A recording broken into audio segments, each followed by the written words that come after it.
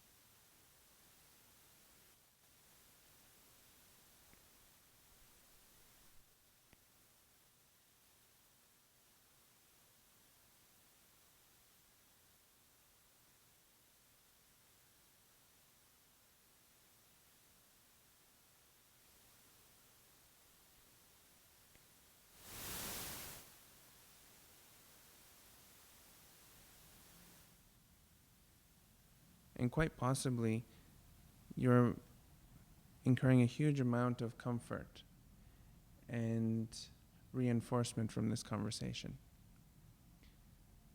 But others of you may actually be feeling slightly uncomfortable by the topic, or maybe by the way that I speak, or maybe even the temperature of this room. I mean, it's warm in here.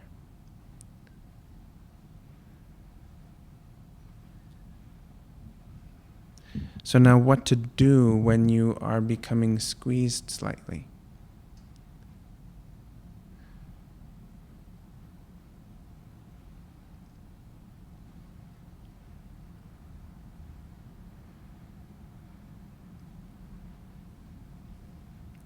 What comes up?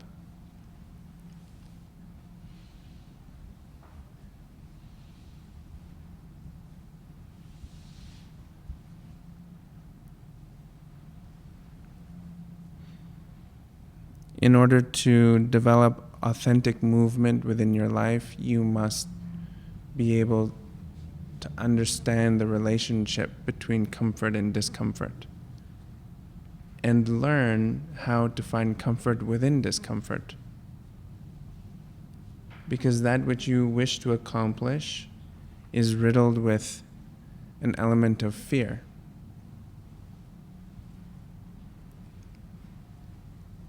And that's an energy room changer. When we start to talk about the fear, is the energy in the room just whoosh? He said the F word. But if we take that fear and see it as something which is constructive, because we all have it. And I know you know what I mean when I say that that which you wish to accomplish, there's this space between your decision or your observation and that destination which you wish to be. And that space has all kinds of stuff in there. What meditation is doing is giving you the tools to develop through it. Why should you be afraid? Well, there's a beautiful list.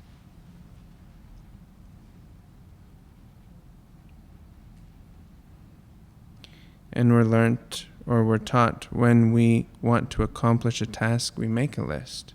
And then we just knock them off one by one by one by one by one to then accomplish the goal. And I guess meditation is kind of the same sort of a thing. You make a list and you just knock them off one by one by one. But this list is devised within sensation. So you're allowing yourself to go into deeper and higher forms of this vibration that you feel, this sensation. So this what you're feeling right now.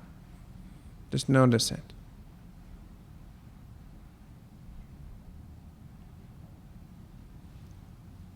And as you're noticing, see the choices that you have, that you can make. Notice the dialogue that is occurring within your mind at this moment. How do you feel about this space? What do you think about it? What do you have to say about it? And if you're really conscious, can you decide to choose the particular frequency if there's maybe a gradient or a scale that you're working with? Can you choose one aspect of it and then maintain it without losing any of the other experiences which exist there? That's what it means to become full spectrum. So full spectrum is that you are experiencing something incredibly specific, but seeing the entire range of possibility at the same time. And once you've identified the entire range of possibility, you're simply deciding you do not need to go to any one of those places because you've already decided where you need to be.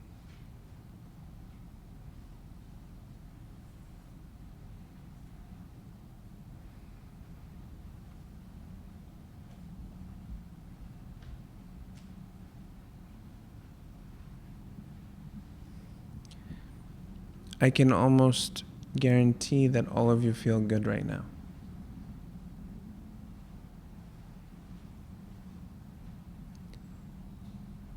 And that you make yourself feel even more comfortable and elated when you soften and take a couple of deep breaths.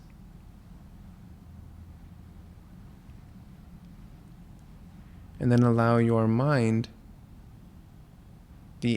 the energy of the intelligence of the mind, to just simply stay steady with that which you feel.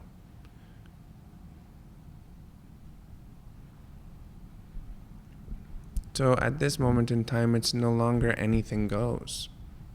It's actually becoming specific.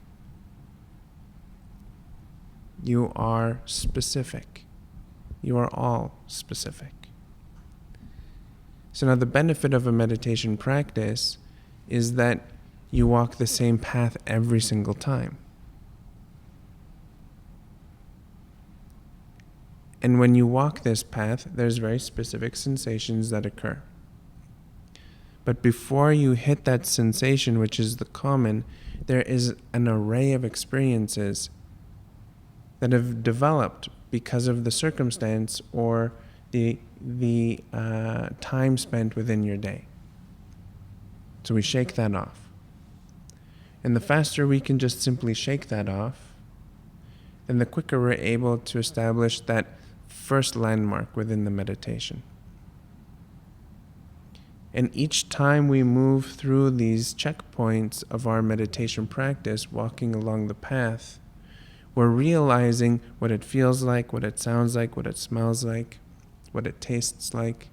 All of our senses are becoming enveloped within that. And this is called pratyahara.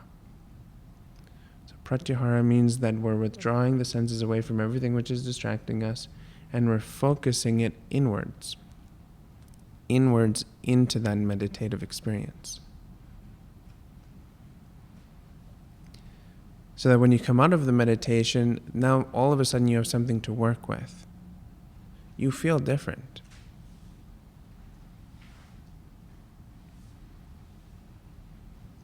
And that difference is designed specifically to point you, ground you into the path, which is taking you to the most authentic experience of who you are, I know that that's a very big discussion. But also to that which you see within your mind's eye as what you should be or must be or will be experiencing. Right? There's this disconnect. Do you know about this disconnect at all? Yes. Over here, one hand is like this, and the other hand is doing this. It's very hard to keep it going. But we want the two to become one. Very possible. Actually, it's been happening for a long, long, long time. One by one, people are realizing that it's actually very, very simple. All we have to do is just do exactly what we tell ourselves to do. But not from the perspective of the mind, or the emotion, or the personality. This is the thing. There's no thought that is going to take us to the truth. There's no thought that's going to establish us in reality. It's much more fine than that. Do you know what I mean by that? It's okay to say no. What I mean by that is, I guess the simplest way is to keep your eyes open or closed and feel what's occurring within your body.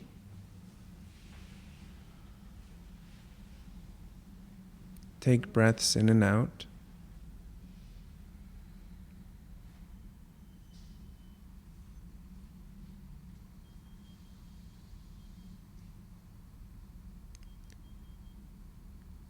And pay close attention to the sensation which is occurring, but also observe the thought.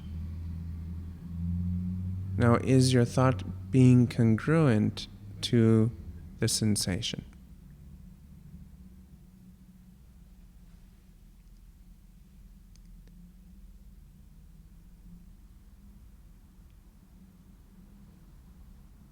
And if you say no, then is it possible to surrender the thinking as not being necessary at this moment in time and just simply going deeper into the sensation of the experience and cultivate the space within your mind? Now, your objective is to increase in your ability to become subtle. Meaning that sensation that you feel is increasing in subtlety.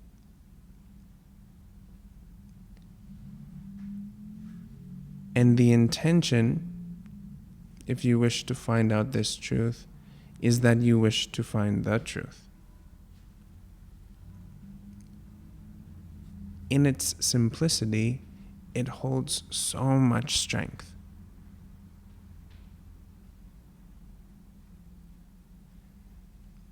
Now, the reason why I'm framing it like this is because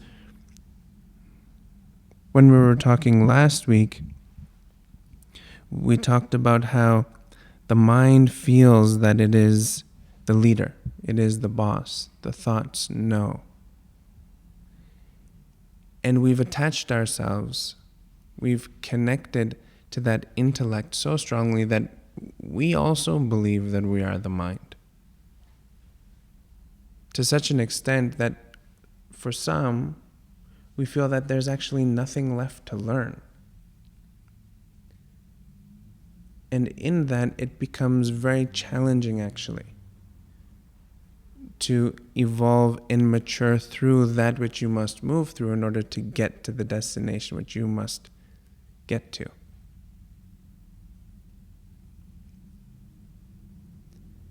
So the intelligence, if you believe, which I know that you all do, or else you would not be sitting here.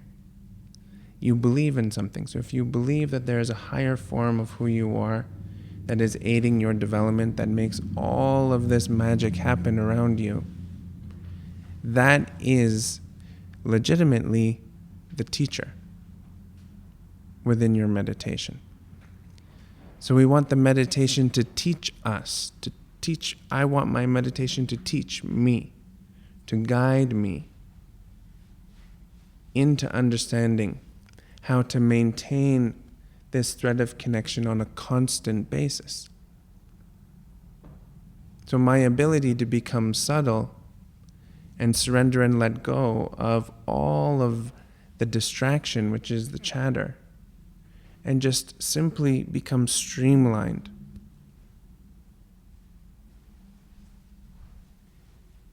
Is then accepting that I have a teacher. And in the acceptance that I have a teacher, all of a sudden I can let go of the controls. I don't have to figure it out so hard with my thought process in my mind. It's now just simply taking the instruction. Taking the instruction from your meditation, which is then guiding your hand when you start to type or write or talk or drive or plan. And it is like that. You all know. Your greatest ideas come from nowhere. I mean, people walk around waiting for it. This is the happy accidents. The scientists get, or the artists. They're all in a continuous attempting to connect to their creative genius. It's not coming from them, it's coming through them. And all of them say that.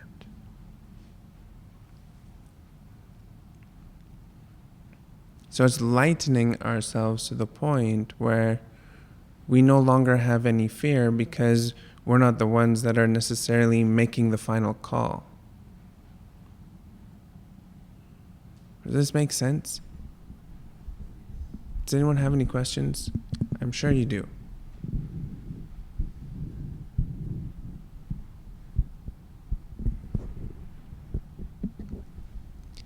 Question, sir? You have a question? No question? You have a question? Me? Yeah. No. No question.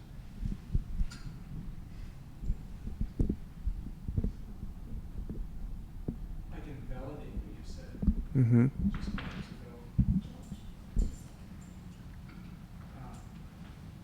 ago. Rameen. Yeah. It's on. I had a tragic happen in September. It was very, very deep. And I didn't know how to deal with it.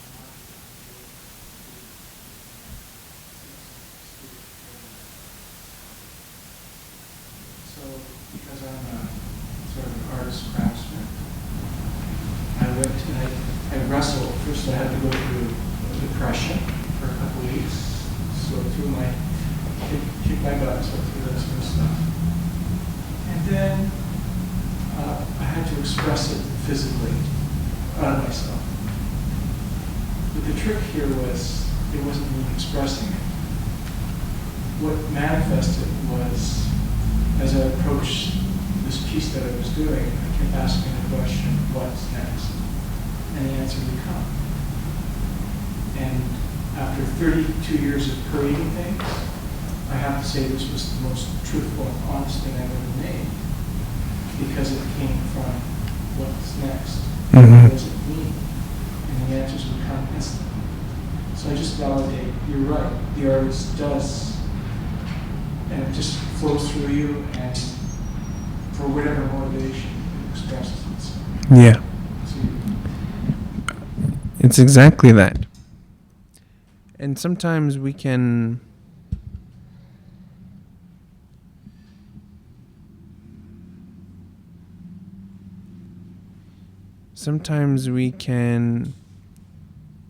trust it because it's working. Like we feel like our life is really working. And then other times we begin to distrust it. We feel like life is not working.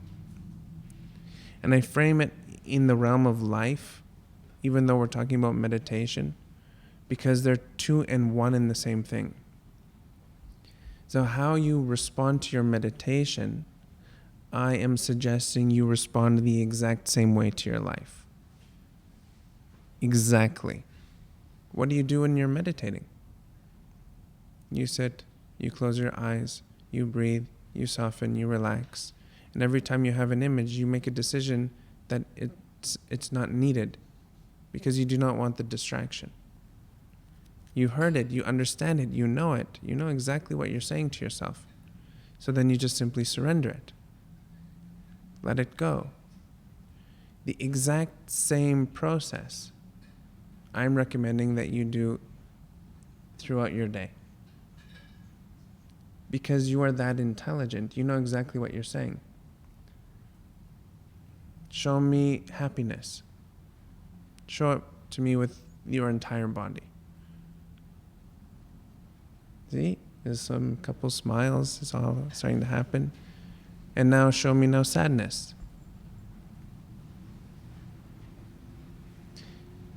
Now what steps did you take to get to sadness?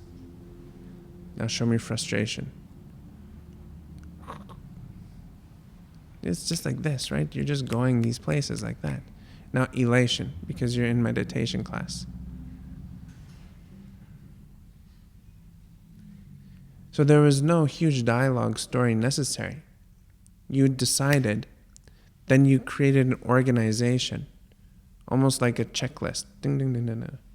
And then all of a sudden you recognize that this is the emotion, this is the sensation.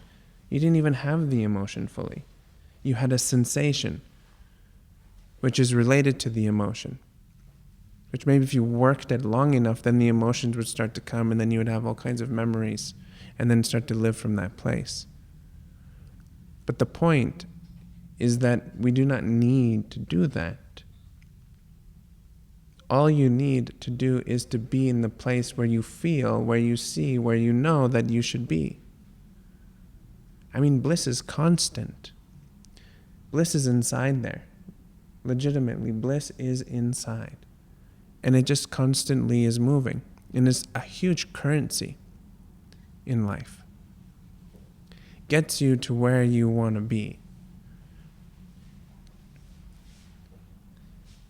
On all levels. I mean, there's so many reasons why it is useful.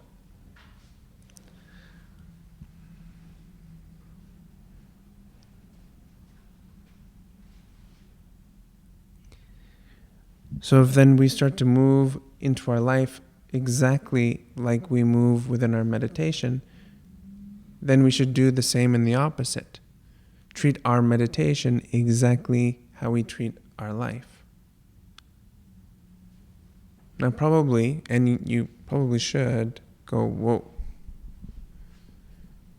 Because if you were to meditate the way that you live, what would happen to your meditation practice? Now understand that your meditation practice is you. Is your mind, your emotions, your personality. The threshold of your conscious and subconscious experience. It is everything.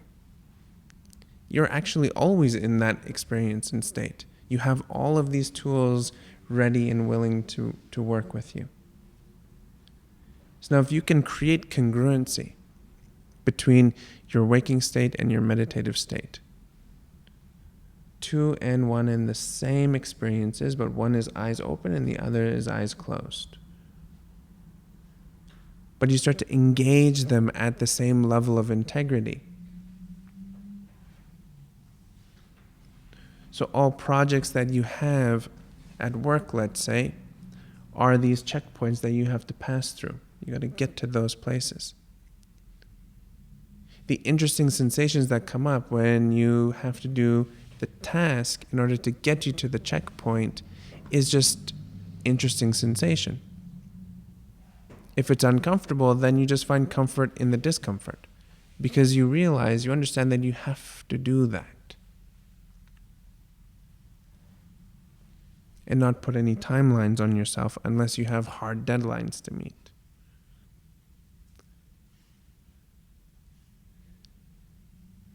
But realize that this brain of yours is not set in stone. The language that you use to reinforce this false sense of comfort is not needed, because you can learn everything and anything. The neural connection can move from this positioning over to the next positioning, which is then conducive for that which you need or wish to accomplish.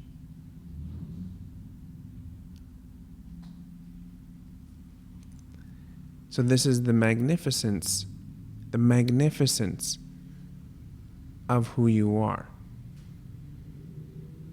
that you can do that. So if you're tired of going one direction, cultivate the next step. Your meditation practice is the perfect realm for that. Just bliss. Oh, I see sadness. Oh, I see frustration. I even get to experience them, but why not experience it from the perspective of the higher form of who I am, from a blissful-like state? Especially if you begin to develop an understanding that life is truly impermanent, that we are all coming and going. The content that we see in our universe is coming and going. And all of us resonate to that. We say yes. But do you believe it? You probably should say no. You don't believe it. You do not believe it through and through, which is absolutely okay, because it should first be proven to you. But the proof for a scientist is in the experiment. So your level of belief within this impermanence is like the hypothesis. Now we have to go through proving whether or not it's true.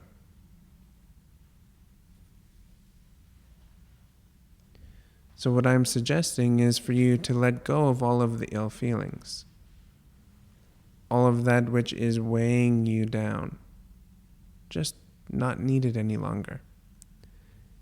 It doesn't mean that you have to give it up all at once.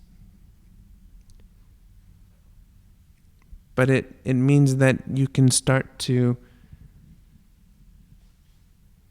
let them go, because you are much more than that. And I'm saying this because the world has a massive addiction problem. Addicted to everything. And the strongest addictions are within the emotionals, within the emotion, within the thought patterning, within the continuous flogging of ourselves again and again and again. And some of you might not like it that the conversation is going this place, but it's incredibly constructive to recognize that you have a level of addiction. I recognize that.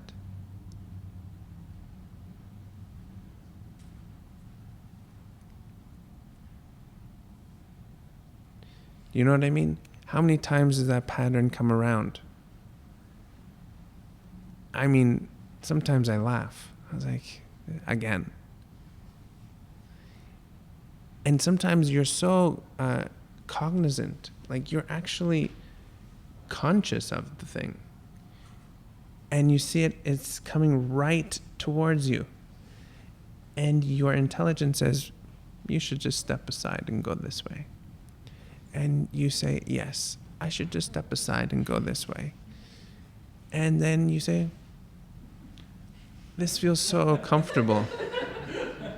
And then all of a sudden, smack, just gets you again, right? This is pointing out the obvious. But truthfully, how many times does it happen? This is the exact reason why Krishnamurti, who is a great philosopher and teacher, had the argument that the human species has not actually evolved at all. We just keep going around and around and around in the same sort of thing. Because what it takes in order to evolve is just discipline. You must ground yourself into the discipline with all of your might. And you don't like it for a huge list of reasons. You do not like it. But find the comfort within that discomfort, and your life will then evolve.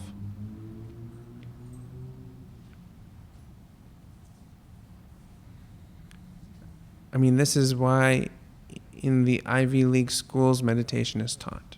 Business schools, meditation is taught. Doctors, PhDs, anyone that is focused to get to that next place practices meditation. Because they know that it's not an easy task to get from point A to point B. But it's so simple, it hurts. Because all you have to do is follow the instruction. Which is scary, if I have to say so myself. Because for a lot of people, we actually do not want to believe that there is something other than the mind who is ruling and governing over us. I'm not talking God per se here. I'm just saying a higher form of your intelligence.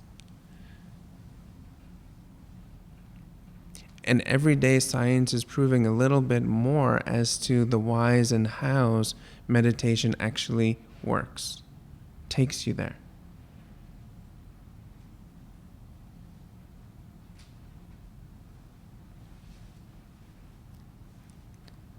So as you're going to the next level of depth, which we are at this moment in time with our meditation practice, realize that this is the position of the yogi. The yogi is the one who has decided that they're committing themselves to listening. Listening very closely as they can, with a huge amount of compassion. Because chances are high you will do a couple of these before you fully are able to follow that beautiful sound. But the yogi is in your position. You are that yogi. Whether the yogi is sitting in a cave or naked in the forest or sitting in an ashram or here in Edmonton, Alberta, it's one and the same consciousness. It's one and the same commitment. So know that you have a solid technique, you have the earnestness, and the only thing that's left is to start the journey of meditation practice, which means your life, you interact with your life as though or as it is a meditation. It is a meditation.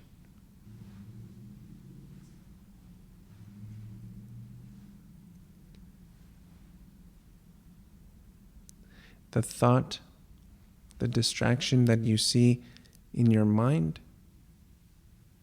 with your eyes closed is the thought and the distraction that is being experienced in your life. Soften and eliminate the distractions within your meditation. You are removing the distractions in your life. And I will guarantee that with a T. If it does not happen, I will buy you a tea. But you must practice 10 years to ensure that you are giving it your all. It needs all of you. Your actual life needs all of you. I know that this is hitting so many different levels and that you're here for a meditation class. But this is. Your life needs all of you, and at this moment in time, your life only has a percentage of you. Not all of you, just a small percentage of you. And we all do that. So the objective.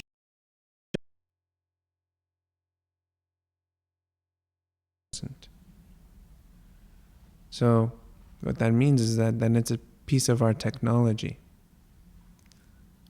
That your brain, your nervous system, your body is a part of that technology. And what the wisdom tradition, or what is considered to be the wisdom tradition, has focused on is the inner science of that technology. Where what the West has really focused on is the outer science of that technology. So this inner science and the outer science, when they begin to meet and become really close friends, then this is a hybrid form of technology. This is the inner and outer becoming as one. And that is put into a microcosm through your ability to see your meditation as life and your life as meditation. That's really the inner and the outer worlds coming together. And this is union. This is yoga. This is in so many different traditions, so many different things that mean the exact same thing. Any questions so far about anything?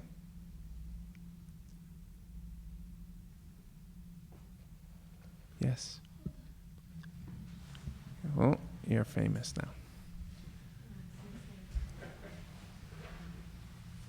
So you mentioned that the Western world is concentrated more on the outward experience. What do you mean by that? Well, we've really made a spiritual experience out of science. So science, meaning the instruments that we build, the need for proof on a material level, and then the weight that we give it. And that weight that we give the answers that we receive from science is the exact same confidence that we receive in the inner science of meditation or any other wisdom tradition. It's one and the same thing. And the West has really developed that quite strongly, right? With the internet and so many things that is just speeding things along. And from my perspective, which is a shared perspective, that speeding things along is actually starting to catch up to the thousands of years of discovery that have been made in the wisdom tradition. But the wisdom tradition is very much subjective because it's the individual's experience. And the individual is experiencing that which they're experiencing, which only words can begin to give insight into. Whereas science is saying that subjectivity is not quantifiable, so therefore it is not qualified. But if you can do it outside here in the material world, then we can quantify it and it can be qualified. So what that's doing is now bringing the bar to an even playing field and creating instruments sensitive enough to begin to quantify this subjective world. See what I mean?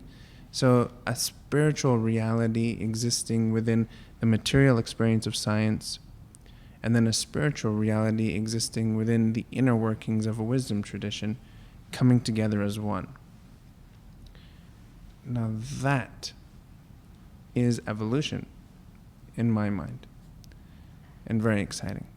Does that explain it? Mm-hmm. I think I have one more question. Please. So when you mentioned that we go about our days just being partially conscious, where the rest of us are. Mm-hmm. You said that it's not just, we are not fully there. Where are we? We're not fully there. We are everywhere. The mind When you walk down the street, let's say, or when you're driving your car, how many thoughts do you think that you may have? And you don't have to answer in a number, but start to see that how many times your mind flickers from topic to topic, reaching back, reaching forward, going in all directions, having multiple conversations with people at the same time, like conference-like setting, as you're driving this vehicle. So in that, there's a lack of presence.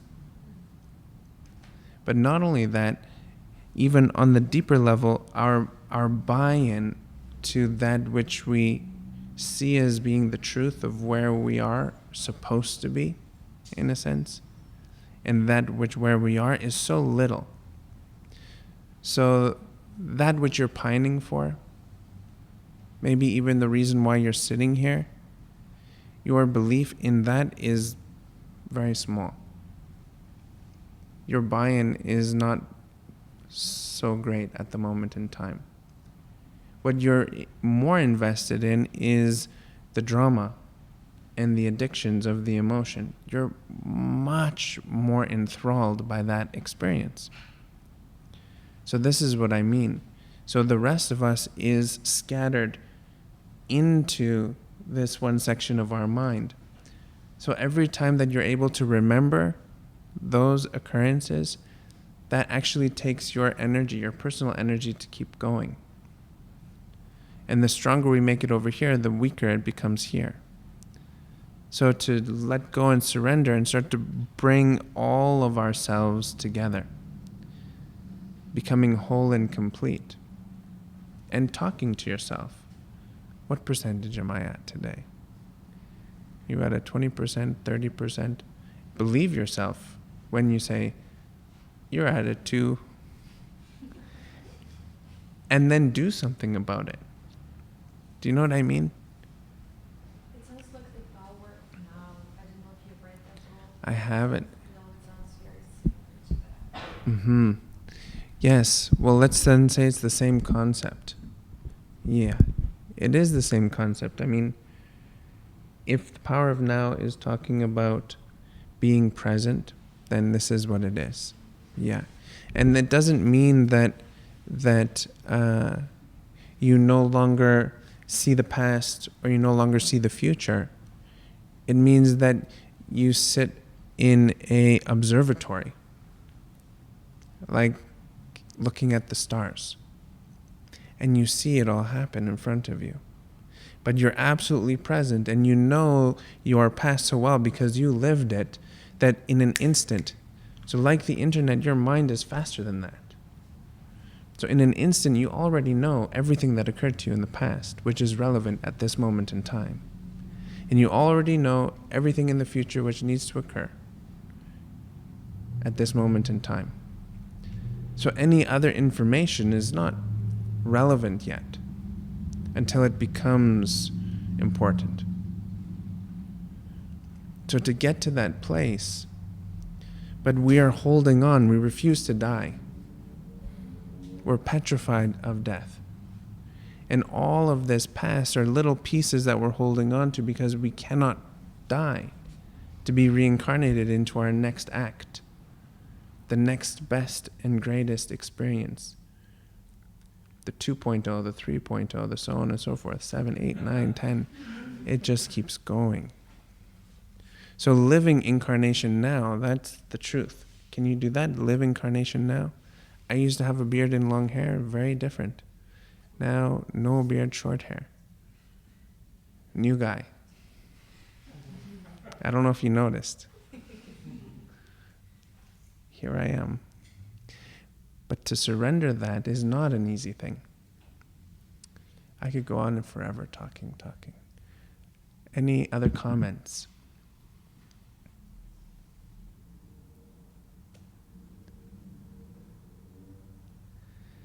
So this conversation made you feel comfortable or uncomfortable? Both are very good. Ideally, a little bit of a mix. Your body is starting to feel uncomfortable. And we always seem to start the meditation at the end of the talk where you've already been sitting for 40 minutes or an hour. So this is perfect time, really. to observe developing comfort within the discomfort. Because the discomfort that you feel within your body is the representation of all discomfort within your life, 100%. And if you don't believe it, then take the experiment. But also the comfort is the comfort that you experience in your life. The rhythm of the pulse that you feel is legit the pulse of your life. The fluidity that you feel is legitimately the fluidity of your life. The warmth that you feel is your life holding you so tender and warm. The quality of space that you feel is your playing field, your playground to manifest this magic that you call your experience. Please close your eyes.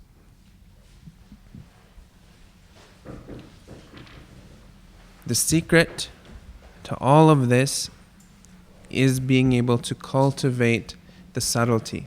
That's all we got to do. Is every time you notice that you are holding, just simply surrender. How light can you make yourself? And in that lightness, experience a depth of grounding. Experience a depth of grounding.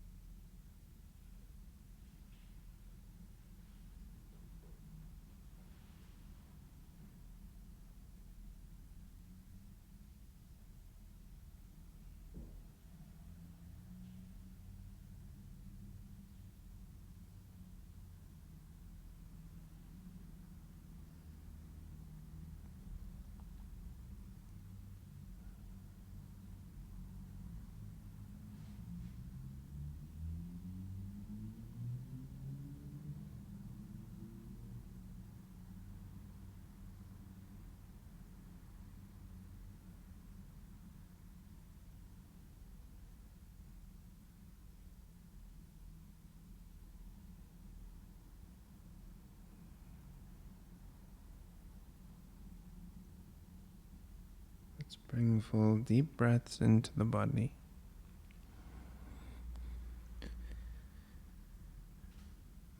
And know that the body rests you deeper into comfort. Within its strength, it softens through all that would be considered your challenge. Know that as you breathe in and out, with each in and out breath, that breathing represents, from the inhale, an expansion into. From the exhale, a sweet surrender and a moving deeper into the center.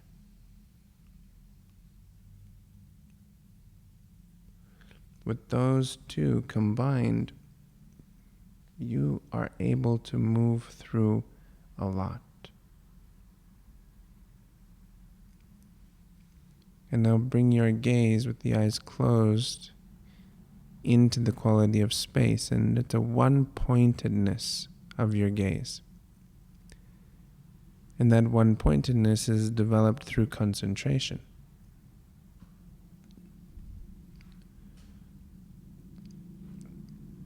Concentration is laser-like precision. And that concentration is pointed towards your intention, your whole reason for being here, inside your body. And it is going only there, achieving that one goal.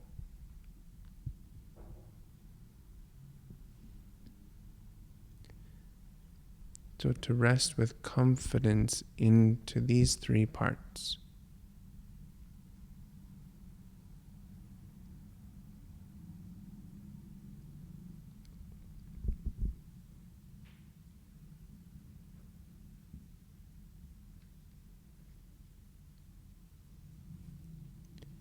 Keeping the eyes closed, softening the gaze, and very slowly, gently allow the eyes to open.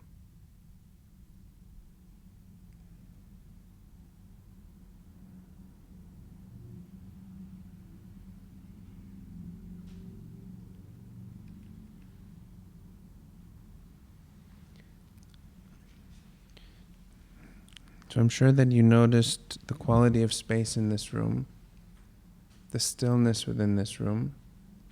Even though there could be some activity in your individual mind, the collective is quite still. And what that means is there's a maturity of development in this room. It doesn't come like this. It comes through your development. Even though you might not recognize it, you have been developing. So I want to say good job. It's actually happening. And I'd like to leave you guys with just a reiteration, if you connect to it, to begin to explore your life as being meditation. Eyes wide open. What do you do? What did you do when you were sitting and a thought which is distracting came up? And did it work? Did your technique work? Yes or no? To yourself. And if no, well then why? And is there a better way? Maybe listening really closely to the instruction that I give, or go into yourself and listen very closely to the instruction that you give yourself. But believe me when I say that your concentration, the purest form of your concentration, is only focused on one thing. What you tend to tint your perspective with is coming from over here, all of that emotional addiction. So when you see, and whatever you see with your eyes open, can you begin to cultivate the realization that you're concentrating on something? One-pointedness is always with you. You looking at me, that's one-pointedness. You looking at anything, this is one-pointedness. And can you see the light within your concentration, the brightness within your concentration? And if you can cultivate your meditation practice so that then you recognize that you're only concentrating on one thing, then you are on the superhighway.